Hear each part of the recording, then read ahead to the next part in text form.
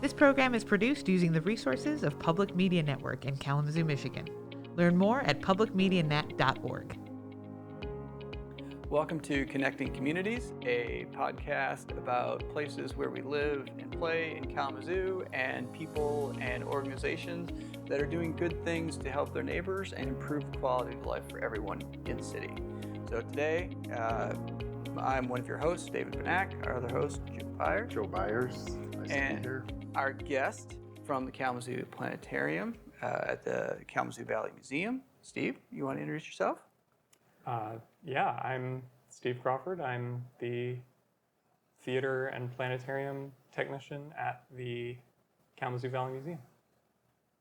Very good. So just start with some basics. Where is it? What is it? What kind of things might people find at the planetarium?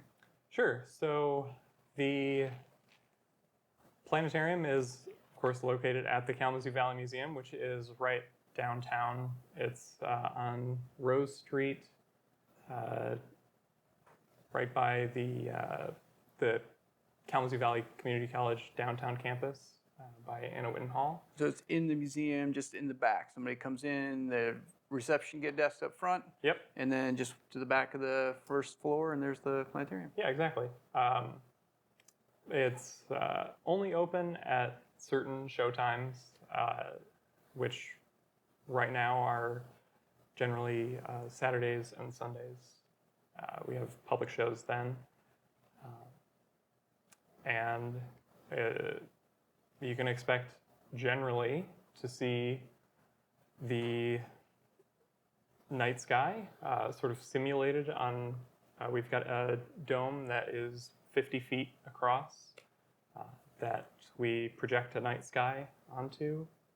Or not a night sky in some cases. Like we have shows for kids that are sort of full dome recorded. Their video that is played on the whole dome, like One World, One Sky, which is about Big Bird and Elmo looking at the night sky. And then, of course, music shows like Pink Floyd, Queen, that sort of thing. Which is a little less educational, but a lot of fun. So tell me a little bit more about like those kids programming. I mean, Big Bird and Elmo looking at the sky. I mean, what does that look like? Well, in that case specifically, it looks like an episode of Sesame Street, but that's all around you. So it is, it really does just look like an episode of Sesame Street with Big Bird and Elmo and a friend of theirs named Hu Zhu, who is from the Chinese Sesame Street, basically. And they look at the night sky on Sesame Street and talk about how it's the same night sky that Hu Zhu sees in China. And then there's a point where Elmo and Hu Zhu use their imagination and travel to the moon, and it looks like they're on the moon. You see the moon surface all around you, cool. And yeah. And of course, they sing and that sort of thing. And we have several sort of family shows for different kind of younger age groups. That one, of course, is great for preschool kids. We've got shows for a little bit older kids too, like Magic Treehouse, if you're at all familiar with the Magic Treehouse book series, which is kind of slightly older kids that go on adventures, and in this case they go on an adventure to learn about space and almost get pulled into a black hole, that sort of thing. And the shows for younger audiences tend to be around 25 minutes long or so. It's a little shorter than some of our other shows. Just read an article that there's a new theory that the universe may have originated in a black hole. Yeah.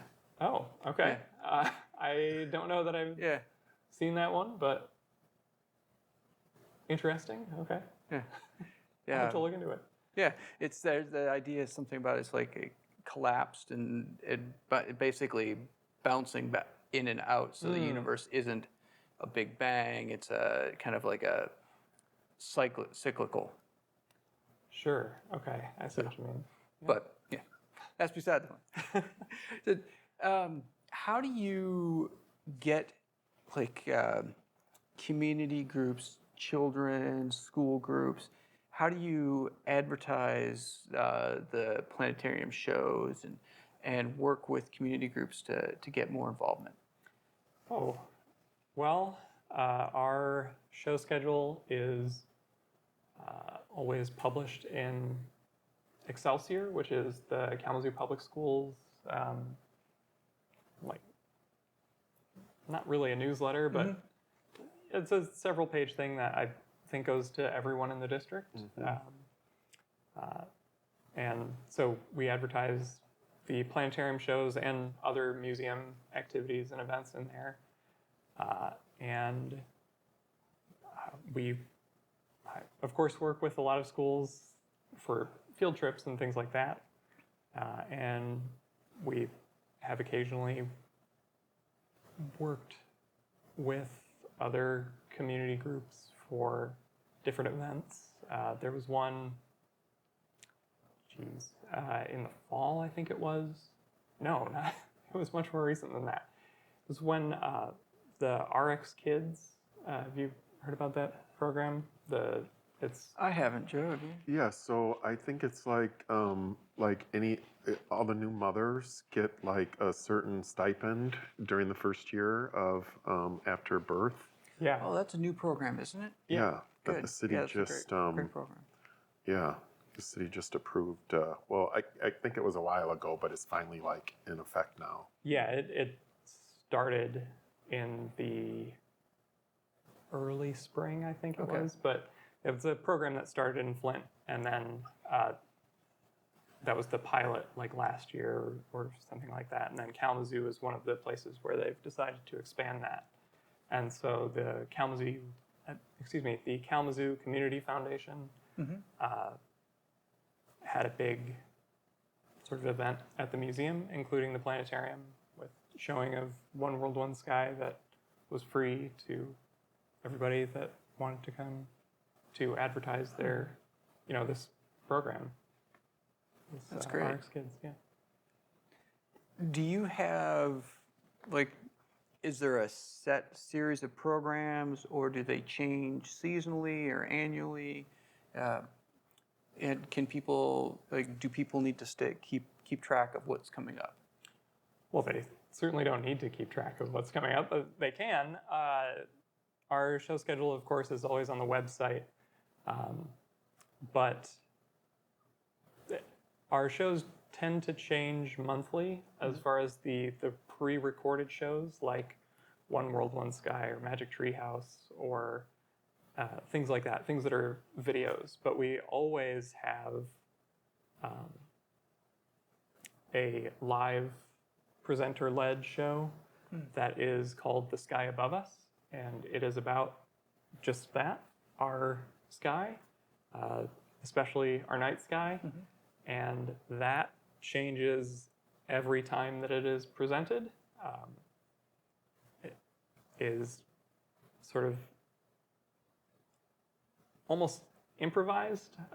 It depends on what is happening in the sky that night, what we can see that evening. And that's what we do. We put up generally the night sky 2 hours after sunset or so and just look at maybe the moon, maybe we can see planets, or...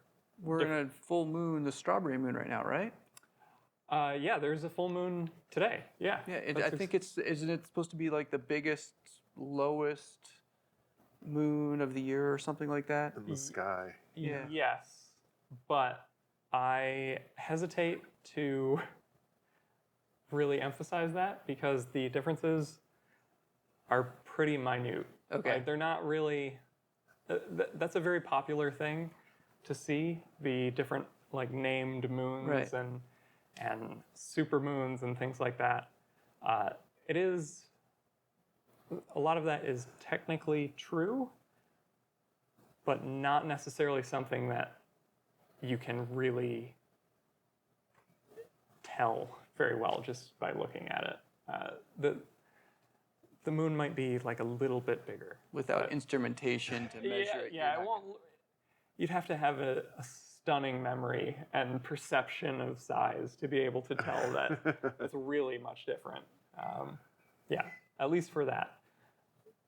Lunar eclipses, that's a little bit different. You can normally tell that the color of the moon has changed, but yeah. Do eclipses bring a lot of attention to the planetarium?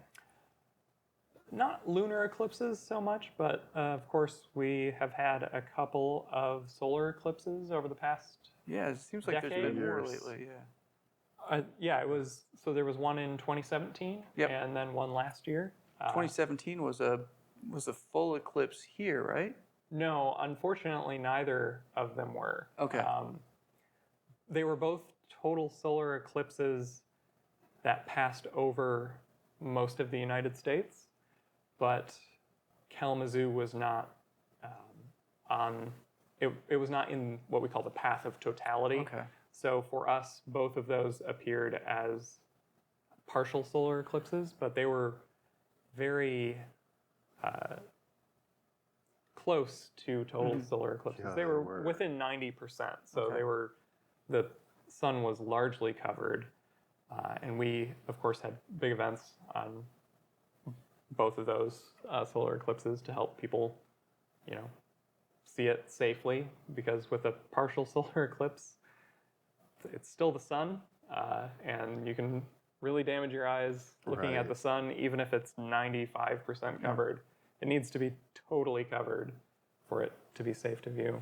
But unfortunately, if you missed seeing those, you'll have to travel to see a solar eclipse in really our lifetimes. Okay. Really? Certainly a total solar eclipse. The next total solar eclipse that will be over Kalamazoo, where it's a total solar eclipse in Kalamazoo, is in 2099. So I think I'm going to miss that one. Yeah, I think I will as well. Yeah. But there are total solar eclipses around the world every few years, and people travel for those. There's one, I think it's next year, that will go over parts of Egypt, like the Valley of Kings. And That would be pretty cool to see. yeah, I imagine it will be a popular one. But if you're not already planning to travel for it, you're Probably out of luck. yeah, hotel rooms get booked very far in advance. Yeah. So. So, what do you hear from people? The fascination with space and stars and the moon and the planets, because I mean, it's always been something like that I've been interested in. In fact, like I won't even buy a calendar unless it has the moon phases on it, because I want to know, like what phase the moon is in just by looking at the calendar. I think everybody likes space to some degree, even if they're not really active in learning about it. When given the chance, they like to learn about space. It does fascinate pretty much everyone. It's one of the few things I think that we do in the museum or sometimes showcase in the museum. The other one would be like dinosaurs. Just everybody likes dinosaurs. Everybody likes space. People come into shows not really knowing what to expect sometimes, and hopefully leave with a real sense of wonder and awe about space and our universe. Yeah. I think anytime someone sees, say, Saturn through a telescope or something, they can't help but be impressed. Yeah. It's fascinating. It's beautiful. Yeah. Yeah. What when people say they see the Milky Way, so I remember, grew up in northern Michigan where it's, a lot less light pollution. You could see a lot more stars. You'd see that that band of cloudy star stuff. People say that's seeing the Milky Way. What are you seeing when you see that? So you are seeing more of the Milky Way, I suppose you could say, than you normally see. All of the stars we can see in our night sky are in our own galaxy, are in the Milky Way. Right. That's why They're all, what it's do all we part actually of the Milky see? Way. Yeah. But our Milky Way is a spiral galaxy, so it's kind of a flat disk. It's actually, you can think of it kind of like this table here. It's a disk. It's flat, but it has depth to it, right? Like a frisbee. Yeah, kind of. Yeah. And what we're seeing when we look at the band of the Milky Way, that cloudy band, we're looking through the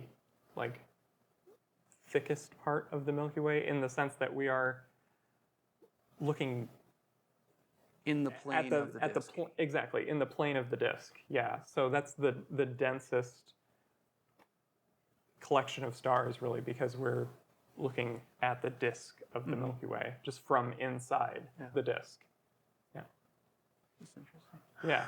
And summer, or as we're heading into summer, astronomical summer starts in 10 days from right now, but in mid to late June, that's a great time to look at the Milky Way. There's a constellation that we can't quite see yet called Sagittarius. The center of Sagittarius looks like a teapot. If you connect the stars, there's an asterism called the teapot. And the spout... So, but get you, you lose your thought, but asterism. I've never heard that word before. Yeah, so asterism, an asterism is it's a well-known collection of stars that we can draw a little stick figure with. So like the Big Dipper. Yeah, the Big Dipper is probably the most well-known asterism there is.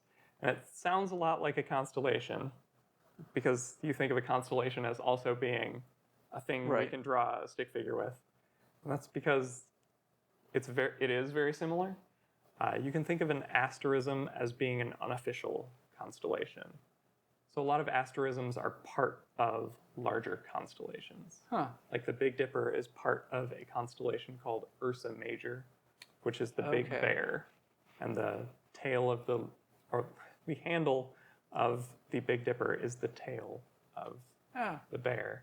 Okay, so the asterism in this case is the teapot in part of Sagittarius. Yeah, exactly. So it makes up the center of Sagittarius, but the teapot is pretty easy to spot in the mid to late summer evening sky, and the spout of the teapot is pointing, because it's kind of a sharp spout.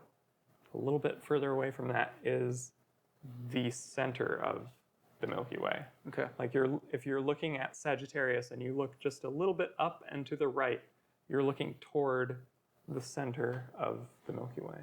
So summer is a good time to look at the Milky Way. Yeah. There's not much, it doesn't really look any different. You can't tell that it's the center, but not unless you have a telescope the size of the Earth, which we do. So not at the museum. But. Right. Some more stargazing. So Venus is probably one of the easiest things to find. How do people find that, just so they can find something that's an easy thing to find? Well, Venus right now is fairly easy to find as long as you're willing to get up really early. because we can't see Venus in the night sky right now. Okay. We can see Venus in the early morning sky. So sunrise right now is a little after 6 a.m. So you really want to go out, say 5:30 or so, and it will be the brightest thing that you see over to the eastern horizon. It will look like a star, but a really, really bright star over in the east. And it's the brightest thing other than the moon in the night sky, right? Generally, yes. Yeah. Yeah. Yeah. And except, of course, we can't really see it much in the night sky right now. Right. But yeah, when we can, it is. Yeah. Really, most of our planets are the brighter things that we can see. And is it true that planets don't blink, but stars do? Yeah, that is true. Stars, we think of them as twinkling, of course, and the planets stay steady. So that is one way to differentiate them. That and they move in relation, not over the course of one night, but over the course of a week or two, you might be able to notice that a planet is in a slightly different spot relative to all of the stars around it, which is sort of why we call them planets. They were originally, or they're thought of as wandering stars because they move where the other stars don't. Oh, like originally. Yeah. Like when people started first Yes, observing, when people started sort of observing the sky. really and- observing the sky and tracking where things were, which is thousands and thousands of years ago. Right. Yeah. Right. But we can see a planet in our night sky right now, really high up in the night sky. A couple of hours after sunset, will be almost directly overhead and sort of ruddy in color. And that is the red planet, Mars. We can see really well in our night sky right now. That's a great one to look for, especially with a telescope, because it does have that very distinctive color to it. So what's your story? How did you get into, did you like fascinated with the sky as a child, or you just got a job at the museum and this was a position that was open? How did you get into this? A little bit of both, I would say. So, yeah, I have always been, interested in astronomy and the night sky, and especially human space flight. But I started working at the museum a little over a decade ago, just as a general frontline, museum staff, just walking the galleries and talking to people and interpreting the exhibits and things like that, just as a part-time job. And then I was trained to present shows in the planetarium and fell in love with it and managed to make that my full-time job. And I've been doing it for quite a long time now, and I love it. It's fantastic. You can tell. Yeah. You're pretty passionate about it.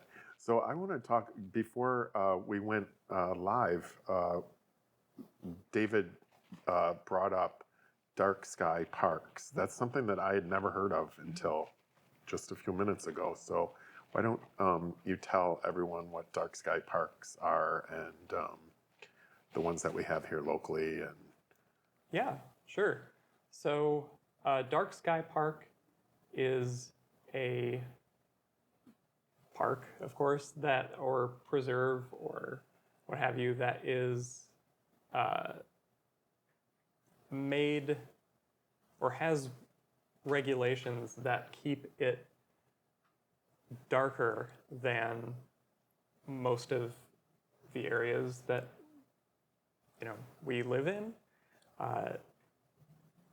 Really everywhere in the United States, I think 99% of the United States lives in a light polluted area to some degree or another, which just means that there is excess light from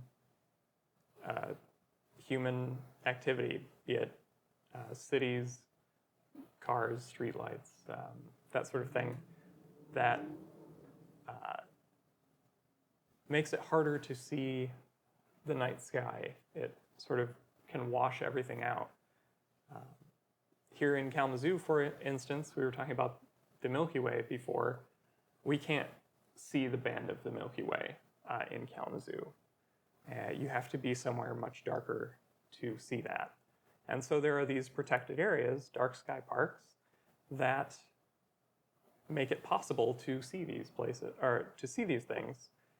And they do that by disallowing headlights from cars. Like the parking lot might be some ways away from the park itself. The parks themselves won't have overhead lights generally. If there are lights around, they'll be red lights rather than white lights. That's because red light does not affect our dark adapted vision. So if you go out into a dark night, if you let your eyes adjust to that without looking at house lights, that sort of thing, not looking at your phone, and you do that for 20, 30 minutes, your eyes will become much more adjusted to the dark, and they'll be able to see better in the dark. But that goes away the instant that you look at a white light. Red light will not cause that immediate loss of dark adapted vision. So that's one of the ways that a dark sky park would protect the dark sky, is requiring red lights rather than white lights. They tend to be, of course, a little more remote. We could never make Bronson Park a dark sky park, for instance. We'd have to turn all the lights off downtown and even beyond that. So that doesn't really work. So they tend to be a little farther out. The closest dark sky park that I'm aware of is about 40 minutes away, a little southeast of us, near Vandalia, I think Cassopolis area, Dr. T.K. Lawless Park. And that is a dark sky park designated as such by the state of Michigan. It's a county park. There's also up north, just at the tip of the Lower Peninsula between Mackinac City and Sheboygan, is the Headlands International Dark Sky Park, which is a really beautiful park that looks out onto the lake, but it is a dark sky park, and so it's only red lights, and they've got places for people to set up telescopes and that sort of thing. Light pollution really is a problem for migrating birds, for our insects, our nighttime insects like moths and other pollinators, nighttime pollinators. It's really a huge issue.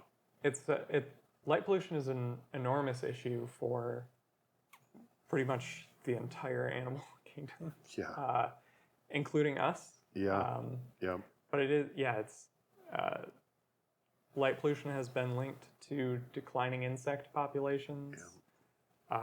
It is a big problem for sea turtles. It's a big problem in like Florida. Some places in Florida require red lights to be used on houses and things like that, because sea turtles hatch at night on the beach, and they rely on light to go out into the ocean. But instead, a lot of sea turtles are killed by going the wrong way, going toward artificial light, Right. and into cities and things like that. It's a problem for migrating birds, like you said. It also causes or has been linked with health problems in humans in a lot of different ways. You can see it. Like I said, I grew up in northern Michigan along the shore of Lake Huron, and you can go out at night along the shore in a dark area and see miles and miles away some city or a factory, and it's just like this dome of light in the middle of darkness. So you can see it from miles.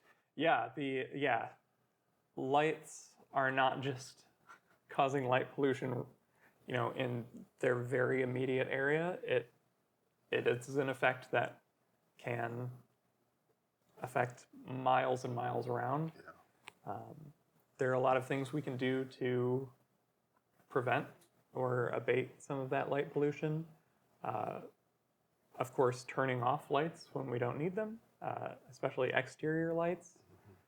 There's also shielded lights, which means that rather than the light source being open all around and letting light go everywhere, it's got sort of like a cone that directs the light toward the ground.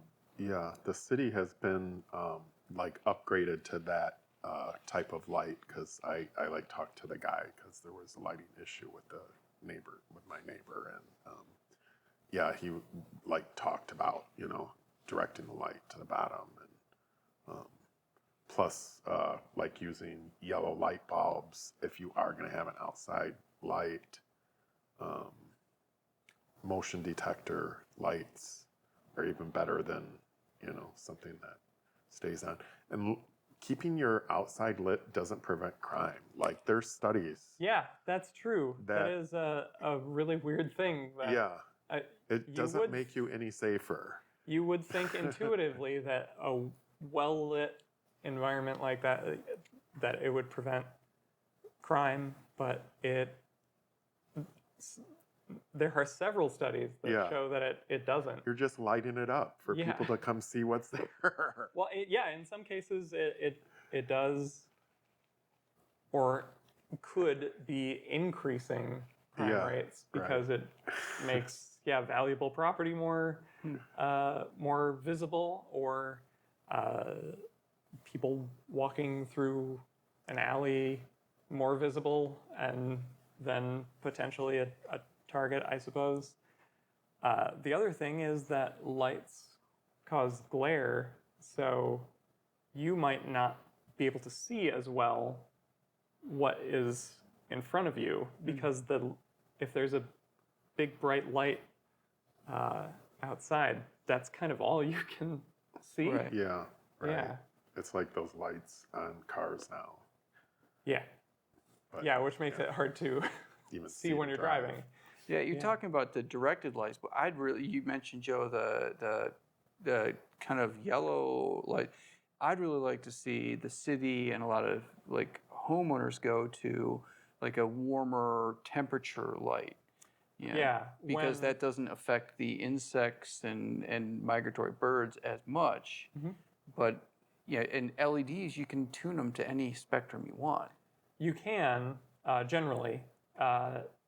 And street lights, for example, really most incandescent lights, which were the predominant form of artificial lighting for basically a century, those all had that sort of orange glow. And when LEDs became more common, we would get just white light. And that is very common now. is just white light, which does cause more problems for migratory birds. It's kind of similar to what I was talking about with red lights being less of a problem for dark adaptive vision. That color temperature is a big consideration. White lights can also cause problems with sleep, for example. So, yeah, it is a pretty easy change to make too, or an easy thing to consider is the color temperature of lights going in.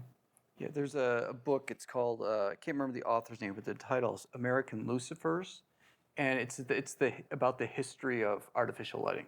Oh, yeah. And it's really an interesting thing to think about how we have like eliminated darkness in the world. Yeah, because when are you ever outside when it's dark? You know, you've got a flashlight, or you've got a phone, or your car lights, or your exterior yard lights. We just don't ever see dark anymore. Yeah, that's true, and it's a real shame, even just from a sort of cultural perspective. Us not ever being in the dark does mean that we're not really looking at the night sky or noticing the night sky, and yeah, it's sort of losing part of our cultural heritage by losing that dark sky. Yeah, because when I was growing up, it was a really big thing to learn about, like the planets and the stars and planetariums. I can remember like a gym in elementary school where like the entire had stickers or whatever they did back then. You know, this was like the early 80s or whatever. But yeah, it doesn't seem like, well, I mean, you guys are doing stuff to make it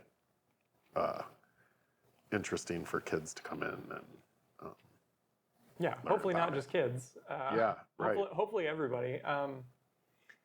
We try to make it interesting and engaging, and Yeah. I think often when people come into the planetarium,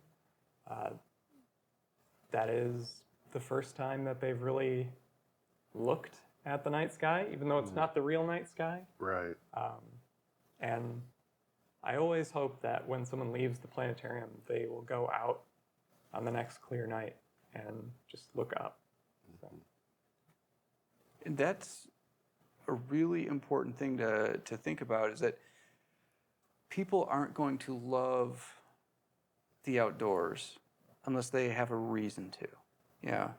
Yeah. So if you can introduce them to the beauty of the night sky and like just all the wonder of the different stars and the planets you can see, and start to learn how the moon changes and its shape and brightness and why, you can create that intellectual curiosity and get them to go outside and look at the real sky.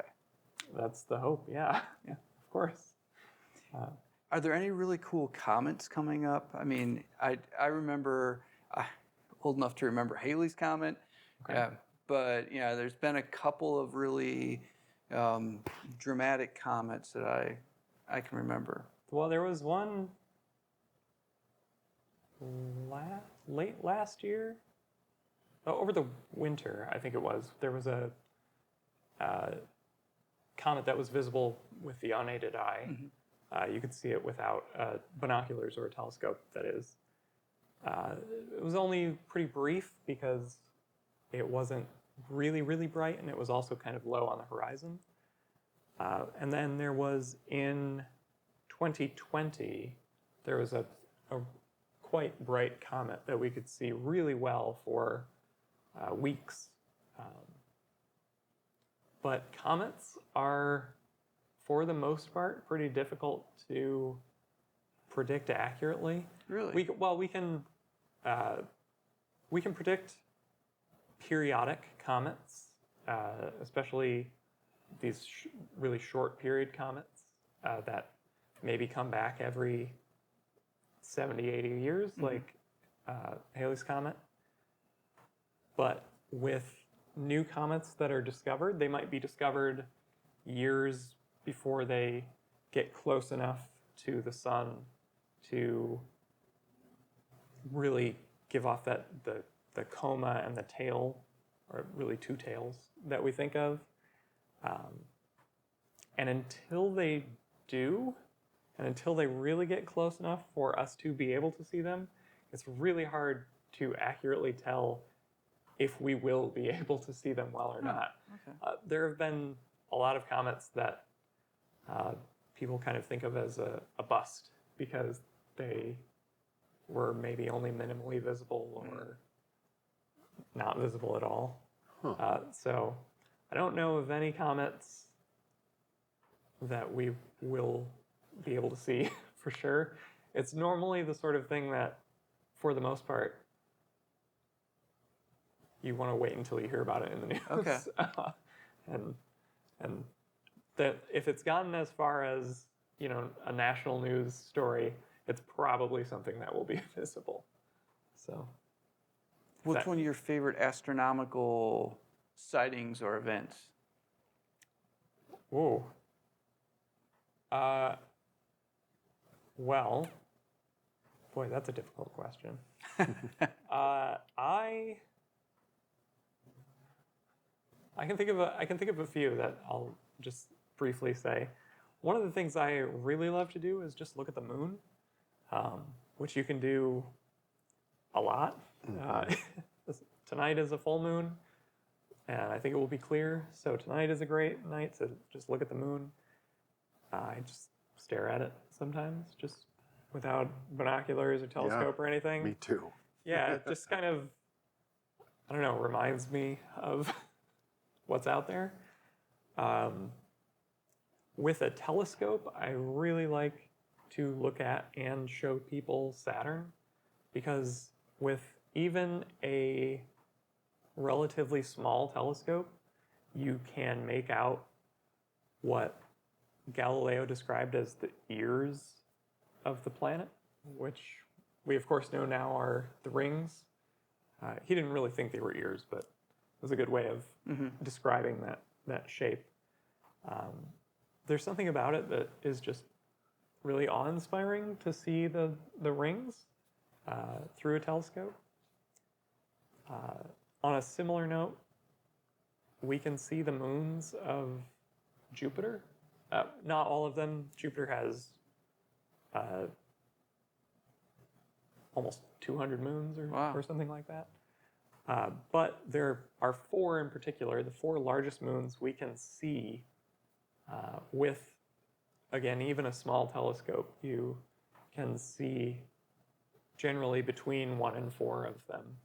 They look like little points of light around Jupiter, but it's neat to think that we can see the moon of another planet, and you can actually chart them if you go out every night for a week, say, and mark where Jupiter is and where the little points of light are relative to it.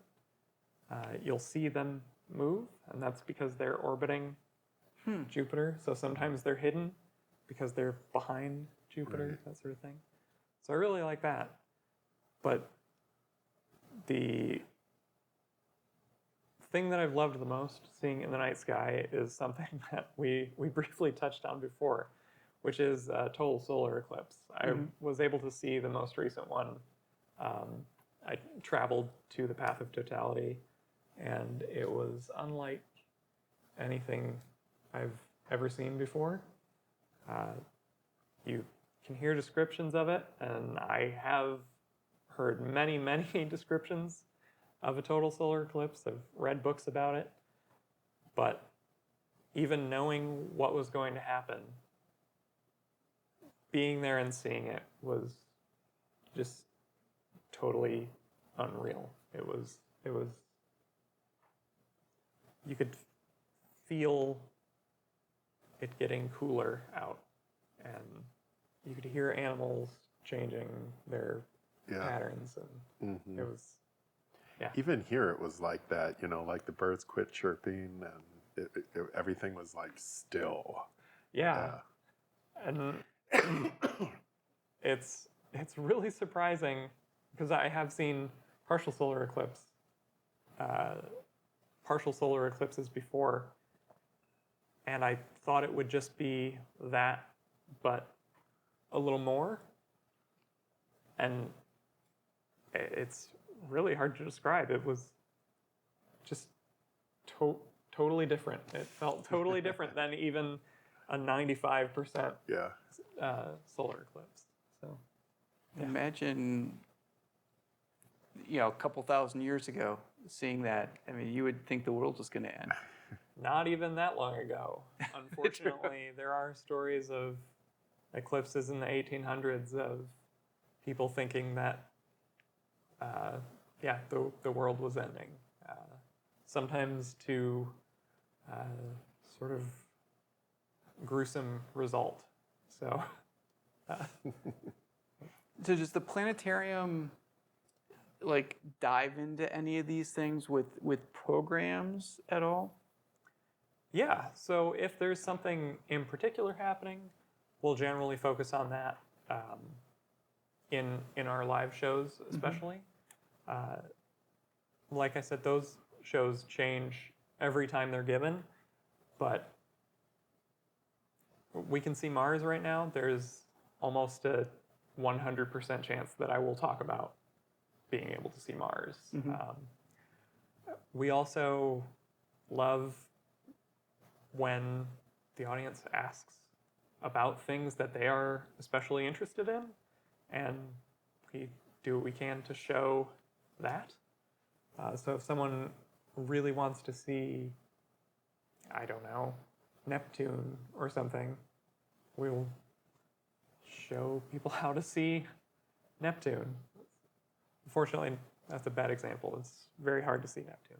But at least, if somebody wanted to know where something is in the sky, you could show where that might be. Or if someone has questions about galaxies or black holes, that's a popular one. We're more than happy to answer any questions that our audience has. So we're approaching the end. So you've already said a little bit where to find information about the planetarium shows. Anything you want to just put back out there to make sure that people take away is this is some upcoming programs to be aware of, or places that you recommend to tune into for the most up-to-date information? Well, the most up-to-date information as far as goings-on in the planetarium is always going to be our website, which is kalamazoomuseum.org. And there's a planetarium schedule on there. You can purchase tickets there or at the museum. We always have The Sky Above Us, that live show, every weekend on Saturday and Sunday. We also have Before the Sky Above Us, the show for younger audiences. And then also through the summer, we have music shows, which some people connect with planetariums pretty strongly. This month is June is Wish You Were Here, the Pink Floyd album. Next month is Queen, and I think we've got another Pink Floyd in August. So those are a lot of fun. Yeah. And where do people get tickets for the shows? So they can get them on the website, kalamazoomuseum.org, or really just at the front desk of the museum. And they're that's the only thing that the museum charges for generally, but they're pretty inexpensive, $3 a person, free for kids 2 and under. Yeah. So if you haven't checked out the Kalamazoo Valley Museum in general, it's worth going. And as Steve said, the museum itself is free. Lots of all ages activities, hands-on and other types of traveling exhibits, all kinds of things for people to see. Check out the museum itself. Go to the Planetarium for a show. And with that, we're going to wrap up. So check out the Connecting Communities playlist on Spotify and other channels, and look forward to seeing you next time. Great. Thank you. Thank you. Very good.